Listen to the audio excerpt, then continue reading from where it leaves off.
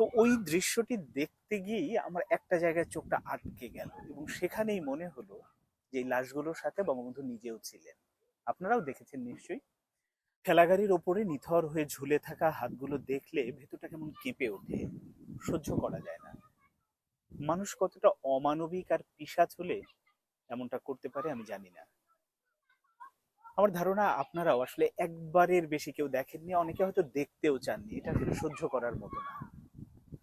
তো ওই দৃশ্যটি দেখতে গিয়েই আমার একটা জায়গায় চোখটা আটকে গেল এবং সেখানেই মনে হলো যে এই লাশগুলোর সাথে বঙ্গবন্ধু নিজেও ছিলেন। আপনারাও দেখেছেন নিশ্চয়ই।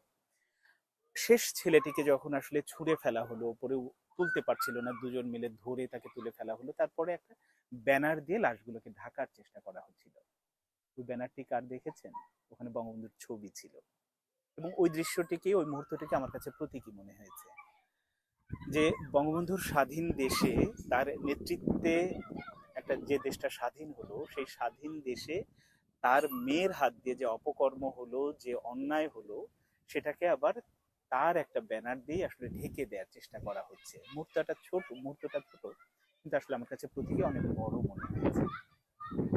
ওই যে ছবি হয়ে যখন বঙ্গবন্ধু আপনি ওদের সাথে মিশে গিয়েছিলেন, ছিলেন, তখন যদি ওরা আপনাকে জিজ্ঞেস করতো যে তোমার মেয়ে আমাদের সাথে এই যে অন্যায় করেছে, এটা কি ঠিক, আপনি কি উত্তর দিতে পারতেন?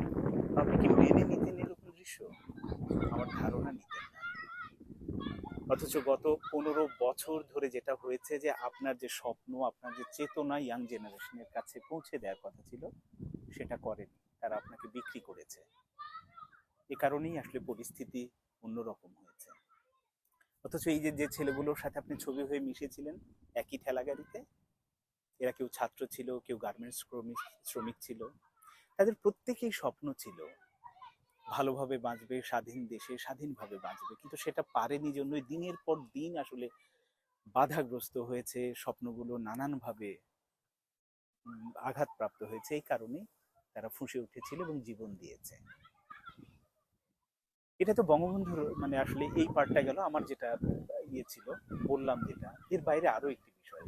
পুলিশ যেভাবে লাশগুলোকে আসলে গাড়িতে উঠালো, যে অন্যায়টা, যে অব্যবহারটা করলো, ওই জায়গাটাতে আমার কাছে মনে হচ্ছে লাশগুলো মেরেছিল। লাশগুলো রাস্তাতেই পড়ে থাক, 1 ঘন্টা 2 ঘন্টা পর হয়তো সাধারণ মানুষ এসে লাশগুলোকে নিয়ে যেত, যাদের পরিচয় মিলতো তারা হয়তো ভালোভাবে দাফন করতো। কিন্তু একেবারে একটা পশুর প্রতি, বাসায় যদি আসলে একটা বিড়ালও থাকে, সেই বিড়ালের প্রতিও তো, বিড়ালটা মারা গেলে আমরা, বা কুকুরটা মারা গেলে তাকে আমরা এক ধরনের সম্মান দিই, ভালোভাবে কবর দিয়ে আসি, ফেলে দিই না, বা মাটিতে পুঁতে ফেলি। সেটাও করা হয়নি, পুড়িয়ে ফেলা হয়েছিল। কতটা মানবিক আসলে এটা বলা যায় না, কিন্তু সেই কাজটিও করা হয়নি। তাই আমি জানি না এটা আগামীতে আর যেন কখনো না ঘটে। এই যে এরকম বীভৎস কাণ্ড, এটা দেখা যায় না, মানে এটা মেনে নেওয়া যায় না। আর যেন কখনো বাংলাদেশে এইরকম কোনো কাণ্ড আর না ঘটে। খুবই দুঃখজনক।